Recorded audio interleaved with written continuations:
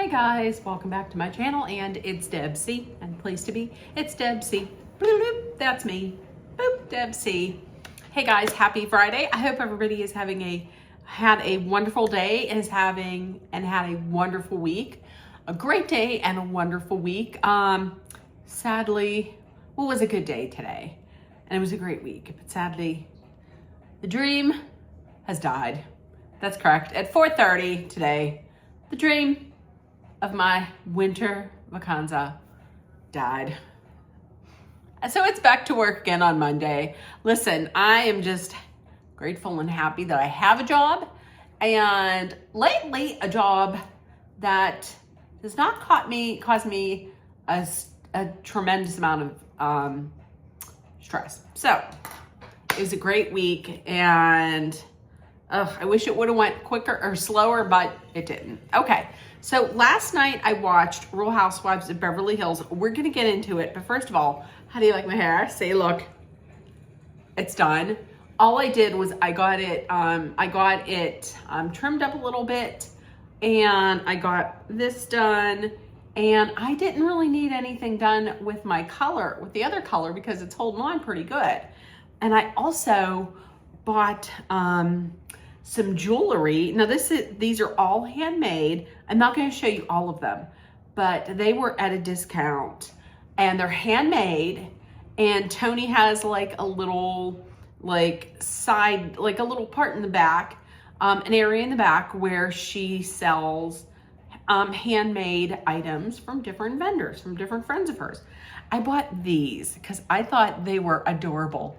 Look, they're little Christmas, they're Little Debbie Christmas. Can you see it? Little Debbie Christmas trees. Like the Little Debbie snack cakes. Aren't they sweet? I thought they were adorable. I don't have a lot of Christmas earrings at all. And when I say Christmas earrings, I like fun things, you know, like Santas and snowmen and penguins and, you know, snack treats, wreaths, things like that. So I got these. I also got a wreath, and I got gingerbread men with little buttons. So adorable. And I also got for fall, I got pumpkin spice lattes. So I can't wait to wear those, but I will be sporting those in some of my videos. Okay, so let's get down to it. It is season 15, episode 2. It's called, the title is Bearing It All. We'll find out why later. And in honor of the extravagance, I have the drink for tonight is a 0 sugar Canada Dry ginger ale with, can you see it? Look at that. Look at that. With edible gold glitter.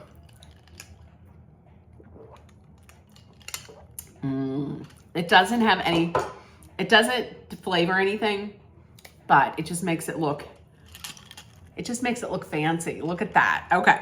All right. So we're going to start off. Bose went over to visit Rachel. Rachel's house is exactly how I would expect Rachel's house to look. Like, it is white. It is clinically chic. I myself could not have that, because I would literally, something would be broken and I would stain the couch constantly. So I couldn't have that. So Bose and Dorit get along, or Bose and Rachel get along very well. So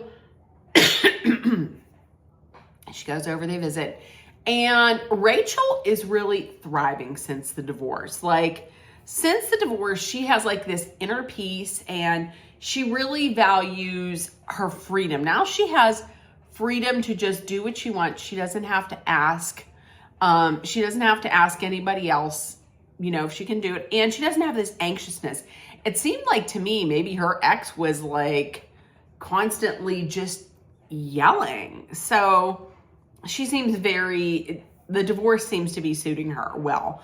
Then talk came up of the pictures of Mo out in public with with different girls, with different ladies. And she was like, I can't imagine, I can't imagine if that were to happen to you. And Rachel was like, it did happen to me. Like 4 months after the separation, nobody even knew that he had this girlfriend. And here he is stepping out in public with this woman that nobody knew. And I agree with Rachel. Rachel was like, what the fuck is wrong with you? Like, what the hell is wrong with you? You're out here. First of all, nobody knows you have this girlfriend. And here you are just flaunting it out in public. She was like, our business partners, our vendors, and most importantly, your kids see it. Like your sons see this out here. They don't even know this is happening. And then all of a sudden it's out there. Can you have a little fucking discretion? And then, and I agree. And then, and also on the after show, I believe, Rachel had said something about like the public displays that Mo and PK are putting on are like bullshit or garbage or something like that. And Dorit on Watch What Happens Live afterwards, she was like, yeah, I agree. It is garbage. What did she?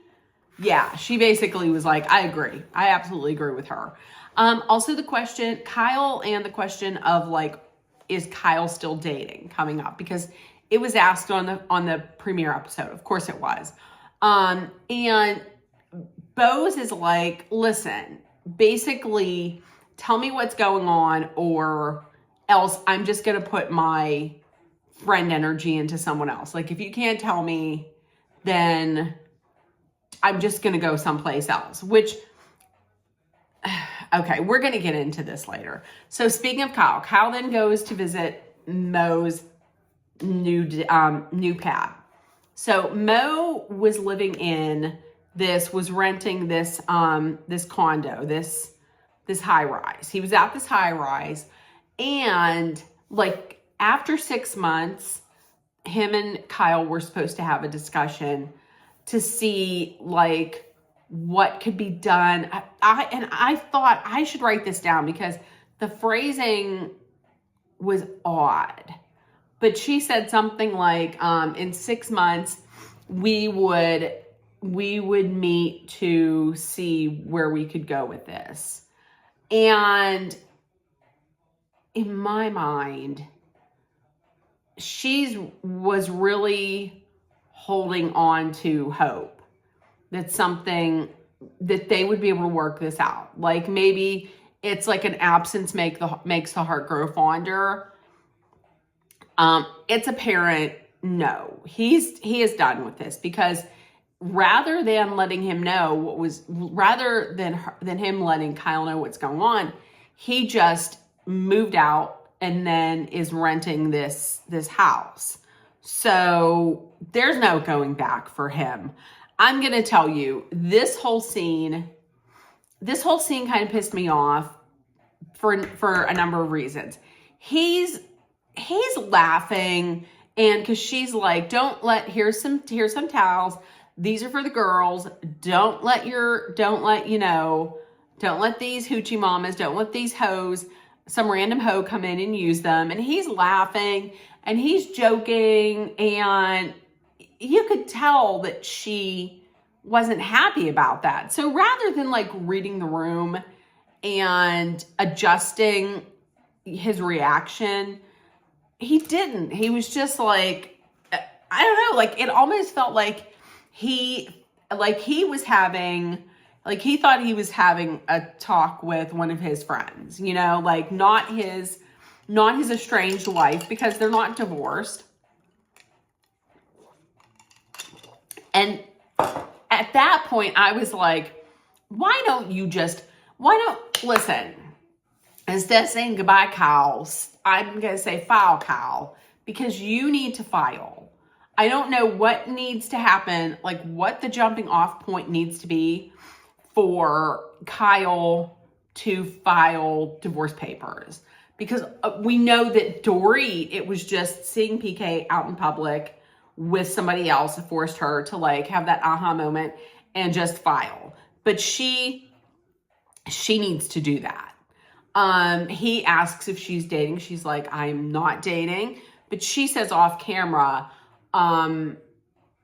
if I was dating someone, I would be discreet about it. I wouldn't put it out in the papers, which, correct, because the person that you would be protecting that's the most important would be your kids, you know? Like, what does that say?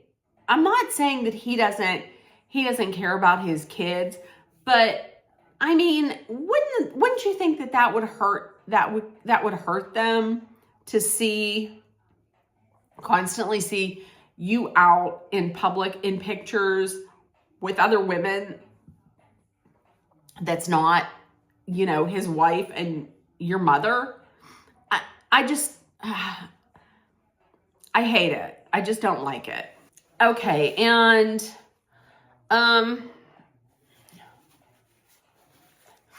okay, and Kyle also brought up the fact that Dorit had mentioned that she thinks that PK saw how Mauricio was partying, so she's like, hey, I think PK saw that and just wanted to go out and get some of that and party. And Mauricio says that he thinks that she's delusional. Like she's living in a fantasy world of what is happening. I'm going to tell you this much.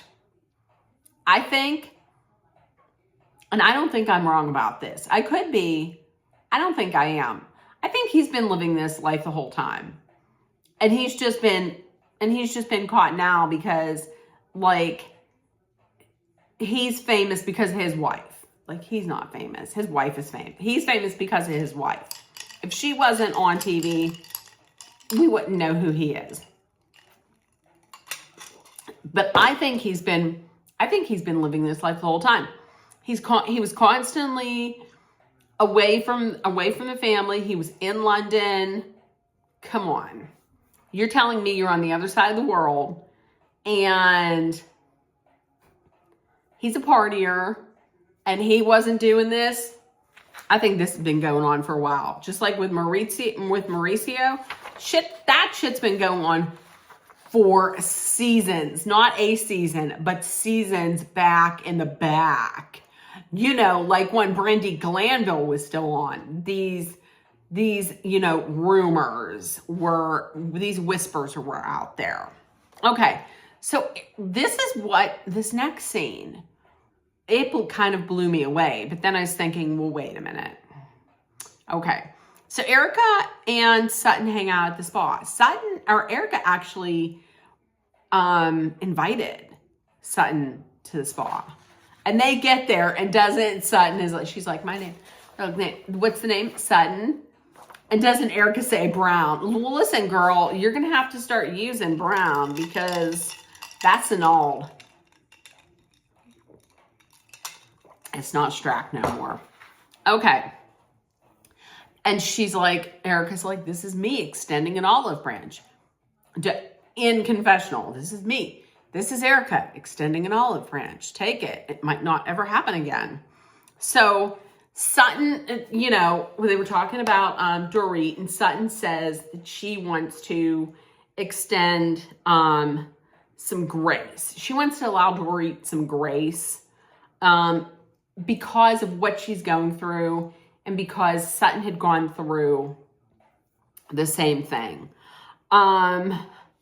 Also, listen, and I'm going to say this every time. Also, she's doing this because the person that would protect her after she ran her mouth on everybody is not there anymore. So she has nothing else to do. There's nothing else that she can do. She has to play nice with everybody now. Okay. And Sutton asks about Tom.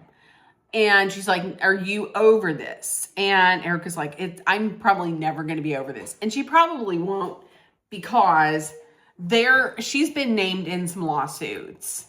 One of the lawsuits they showed was to the tune of like $24 million. So I don't know that she's ever going to be, completely and fully over it. But she does say she's just heartbroken over what has become of Tom. The fact that he is now like 86 years old and he's facing prison time. Which, to be honest with you, this should have happened much sooner, because the California bar been hiding accusations like this for like decades. So, but I get it. He was like at one point, a top lawyer, and now he's 86. He always looks disheveled. His health is terrible. His physical health, his mental health is terrible. And now he's facing jail time at 86 years old. And she's like, I kind of wish that he would just die before he even goes to prison. And to be honest with you, I can see where she's coming from. But the question was, are you going to say goodbye to him? And she doesn't know. She doesn't know if she'll regret if she doesn't see him, but if she goes to see him, is he even going to know who she is? So, and she made a point that her therapist had said, sometimes closure isn't given to you by the other person. You just have to close that chapter yourself. I think it's going to be a long time before she can close this chapter. Okay, so Dorit is at home. Her parents have come to stay with her. Her parents have been with her for like 2 weeks now. And she's talking about how this divorce has been affecting her kids. Jagger has been taking it the worst. He's not even the same kid that he was. It seems like he's walking around with the weight of the world on his shoulders. And he's not missing PK. He's really missing seeing Dorit's dad. He's missing seeing his grandpap. So her parents had said, well, listen, when we leave to go back to Florida, we're going to take the kids with us and they can spend some time here because they love spending time with their grandparents. So they're going to spend some time. And when she told Jagger about this, he got so happy. And she said he became like the kid he always was. Her mom was like, I know it's affecting kids. I'm worried about how it's affecting you. And she's like, it is really affecting me because PK has just dumped things on my lap. At the drop of a hat, if PK decides not to pay something, then it's dropped in my lap and I just have to pay it. He's not giving me any extra money and I just have to pay it. So she's really going to be working for that diamond to stay on the show. Okay. A little filler scene, but Alexia is registered. So Alexia and Kyle go to this shop called Gary's or Gary's. It's in Beverly Hills. They're registering for China. Everybody in her family has registered for China there. So they're going to register. Sutton is meeting them. And Kyle then sets up the introduction of the newbie, the new full-time housewife. And that's Amanda Francis. She introduces her as the girl that bought the Bel Air house. So Amanda Francis bought Kyle's old house, the house in Bel Air. And she bought it, and then she promptly smashed, like, remember the black and white floors? So she smashed them with a hammer, like, on video, and followers were pissed about it. So Amanda shows up, and we find out she's going to be marrying her fiance Eddie on 10/10/26, October 10th of next year. A little background on her: she wrote the novel, the book Rich as Fuck, and she is known as someone who is like a money manifester. Like, she helps women manifest money. And this was a nice scene, but Bose was doing her daughter Lael's hair, and they were talking about boys, and talk got to Keely, and Lael says she likes Keely, she likes the two of them together, and she would like for Keely to actually ask her for her permission for him to marry her mother. And I thought that was sweet. I thought that was really sweet. So next was Jennifer Tilly is having a sip and draw party. And that's because she was not at Kyle's summer kickoff party. So she's like, I'm just gonna have one. Hopefully this goes better than Caviar Caspia did. The theme is the dress of the evening. The theme is boho chic. Okay, so everybody is there except for Amanda. So listen, I don't know, but now all of a sudden Sutton just met Amanda. So I guess she just invited Amanda to the party. And Jennifer Tilly was like, Sutton invited her friend to the party. She didn't even, I don't think she even said Amanda. She's like, and here's the thing about that. Like, they just met and now they're friends. When in actuality, the person that brought her into the group was Kyle. So I'm thinking that Bose is not going to be a fan of Amanda's, because they were talking, they were asking, like, what's going on with you? And she said, well, do you have any kids? And she's like, yes, 4. Two of them are from my fiance's. But two of them are from my fiance. And so it's like from another marriage or another relationship. And Amanda was kind of talking like my children, when they're really not. They're your stepchild. I get that you feel like they're your children, but they're your stepkids. And Bose was like, no, I don't like that. Don't be, if you didn't have those kids, I mean, don't be saying that they're your children. I mean, I can kind of understand what she's saying about that. It would probably be better to say, like, my stepkids, as if not to make it look like you're just trying to, like, erase their mother from the story. Okay.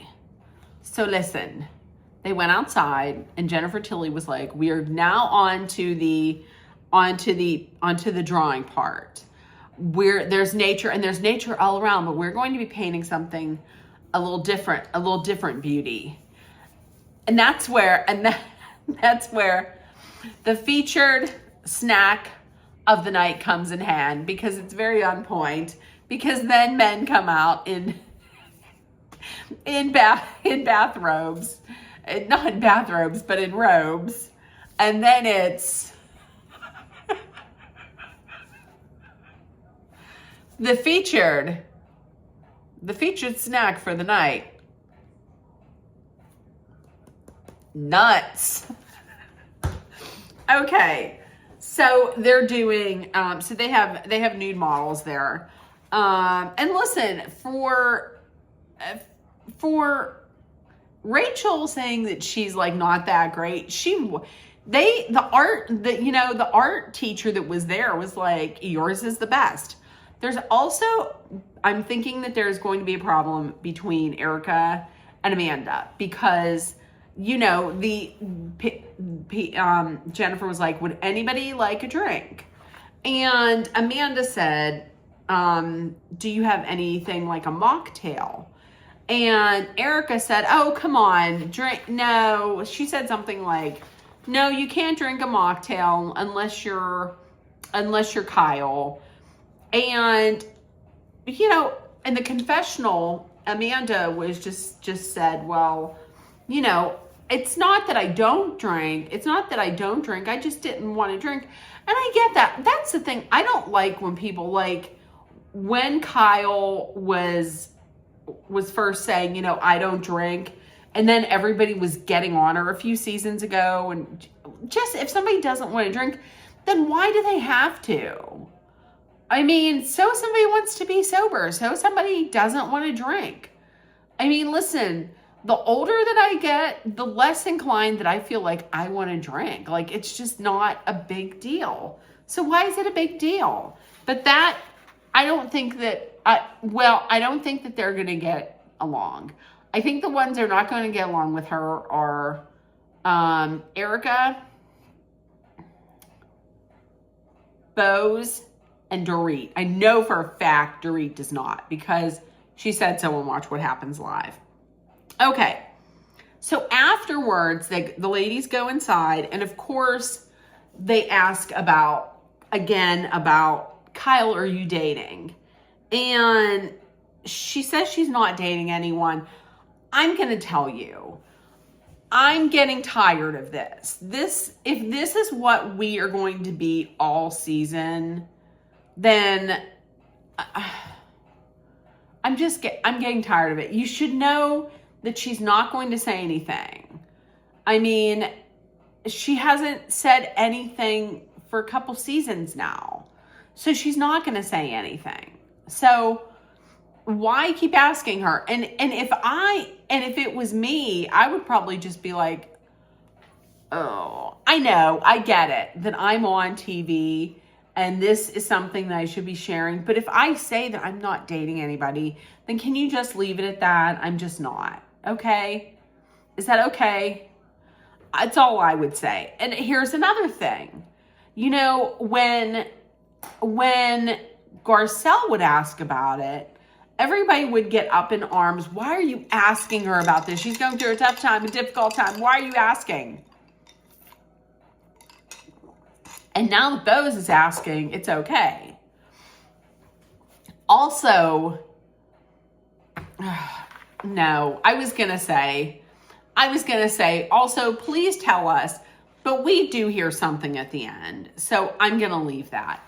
Dorit then says that the kids are so excited about going to Florida to see their grandparents. But then I get this letter saying that from PK's lawyer saying that he is blocking the trip to Florida so the kids can see their grandparents. This is heartbreaking because Jagger, like I said, like the relationship that he misses more than a relationship with his father is a relationship with his grandfather.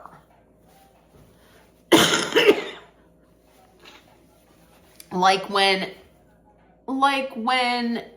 Jagger sees his grandparents, especially his grandfather, he just lights up, and he's like that little boy that that he used to be.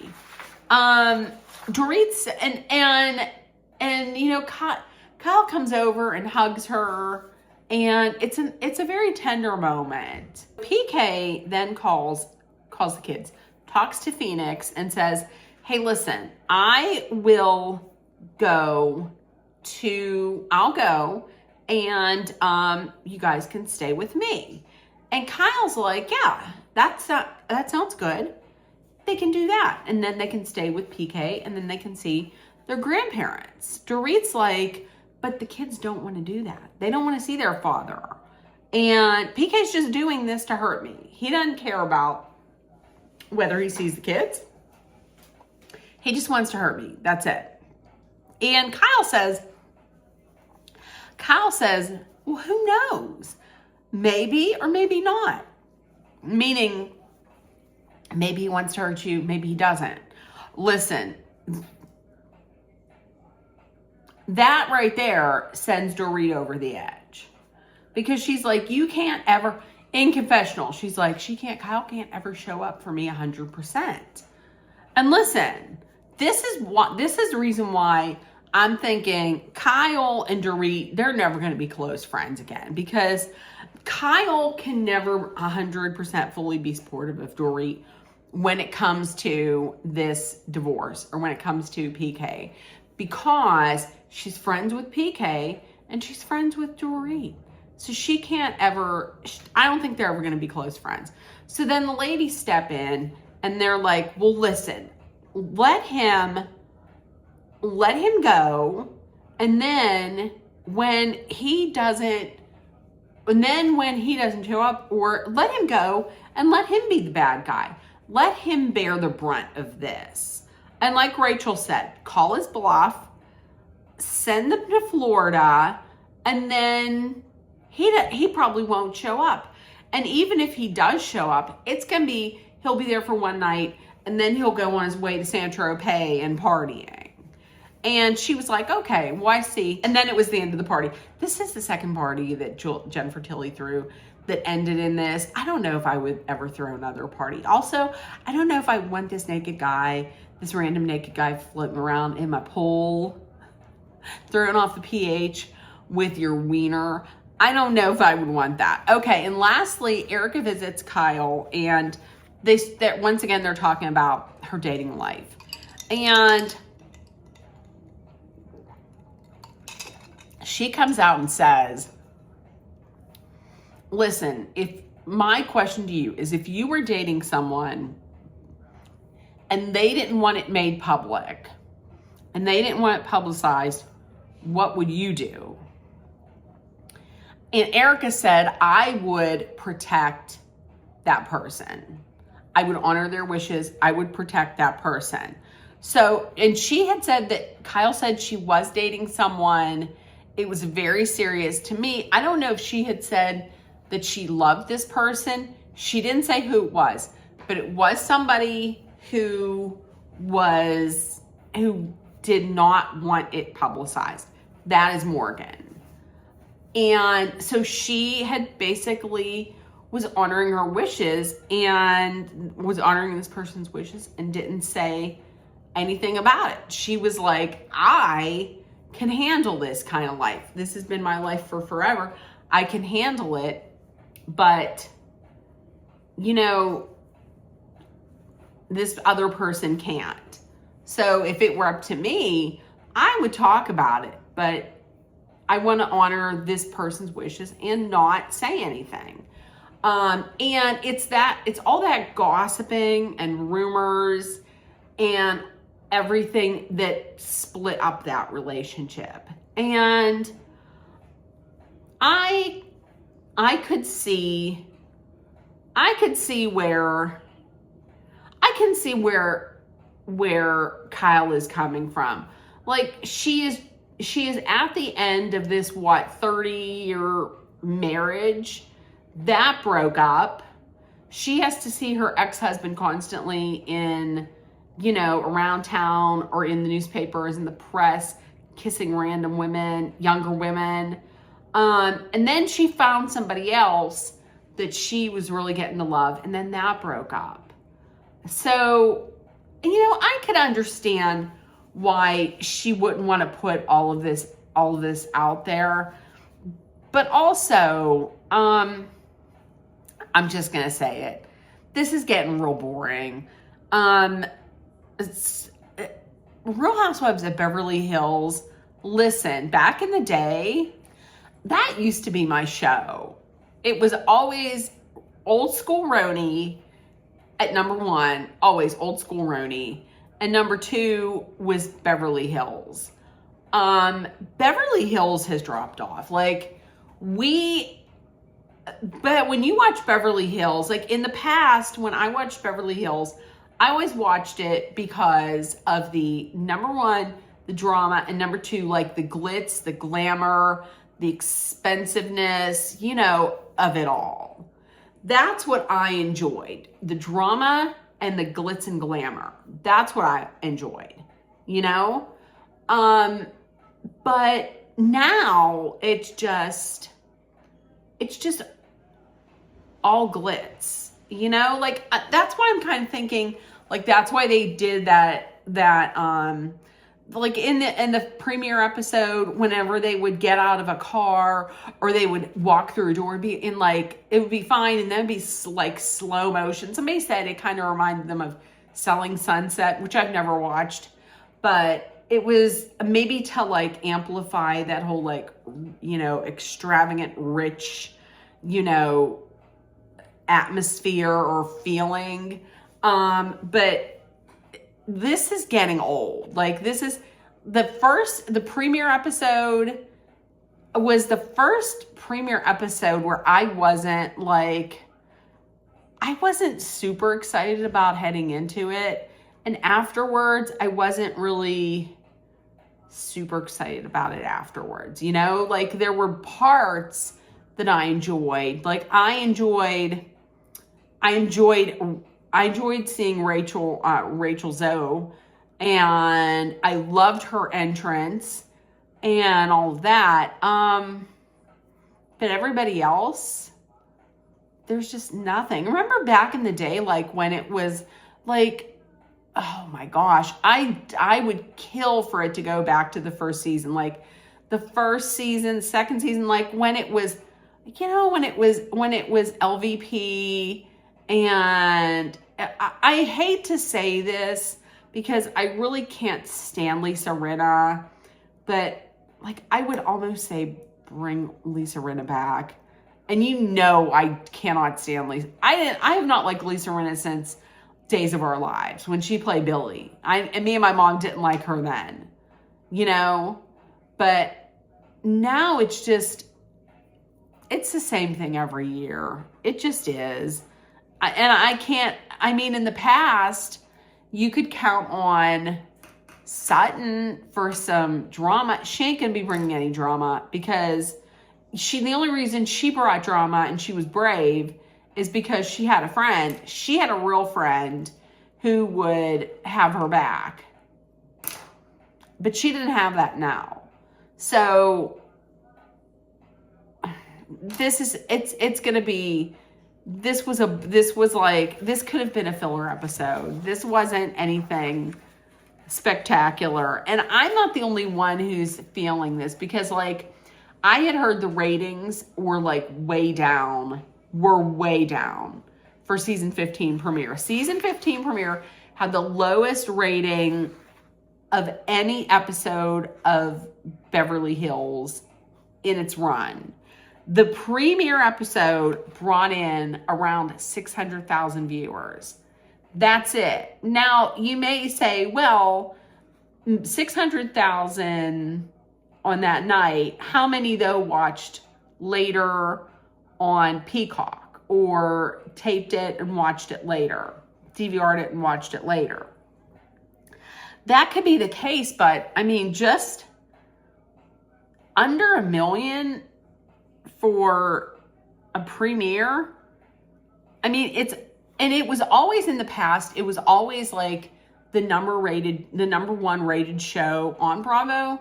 So there was no reason to change it. Like, nobody would ever say, well, we need a reboot. You didn't need a reboot because the numbers were always good.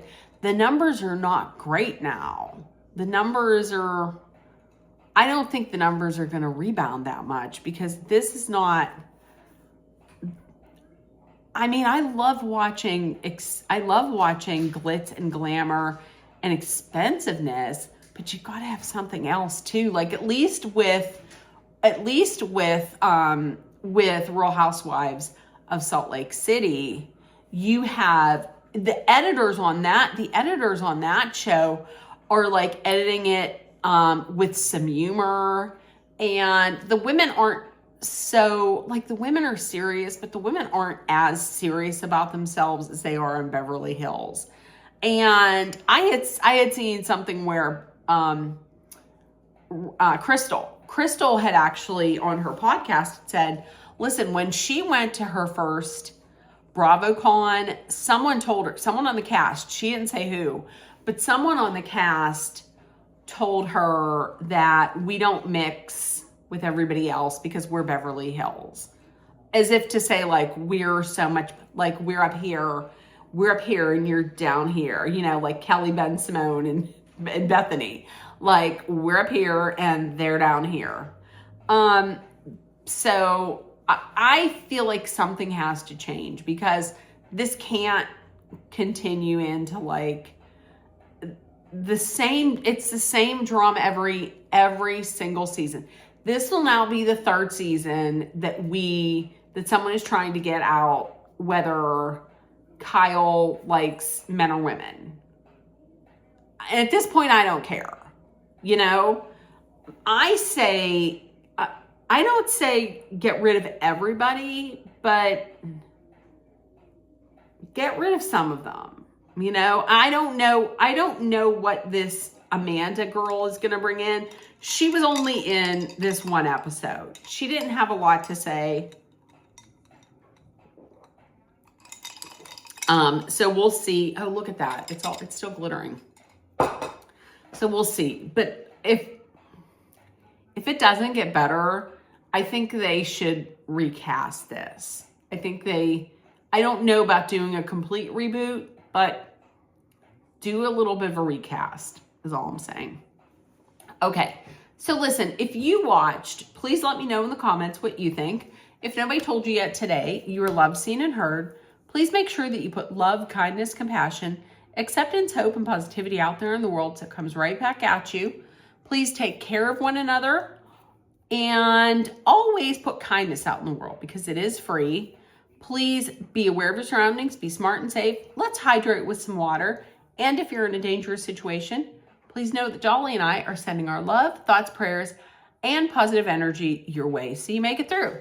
Love you guys, and I will see you tomorrow. Bye, guys. Bye. Tomorrow, by the way, is the first day of the 12 days of Christmas, or the 12 Daves, as I said. Now I feel like I'm going to have to find 12 famous Daves. Maybe I will. Okay, I'll find, it'll be the 12 days of Christmas and the 12 Daves of Christmas. Okay, challenge accepted. 12 Daves. Dave number 1 coming up tomorrow. Bye, guys. See you tomorrow. Me and Dave. Bye.